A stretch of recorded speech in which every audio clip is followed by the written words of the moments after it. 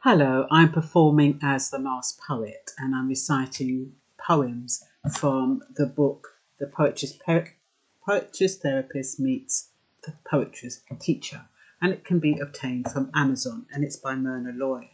And what it contains is a lot of poems about what I've gone through my life, from sexual abuse to cooking experiences to life in America to life in Angola, and it just covers the gamut. So if you want to learn a little bit more about the author, buy the book.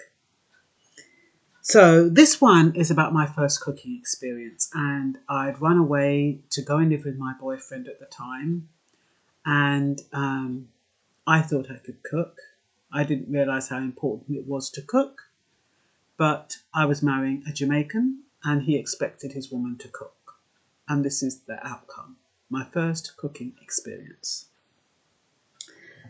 I remember leaving home and living with my spouse. I knew how to wash and clean and tidy up things around the house. So when the Sunday morning came, my husband started to tease. My tummy is really looking forward to some Sunday rice and peas. I went into the kitchen and poured kidney beans from a jar. I'd seen my mother doing it, so I imagined copying her. The hard peas clunked to the pot bottom, like stones dropping on the tile. I covered them with water and let them boil a while. I then took out a bag of rice, and the water turned red. It must be time to put the rice in. I'm sure that's what my mother did. When the rice flapped up and the beans joined in, I put them on his plate. Proud of my first home-cooked meal, I could hardly wait. The chicken was on position on the side, and I presented the plate before him. He scooped up a mouthful on his fork, and I started to grin. But then I watched his face contort. I did not understand.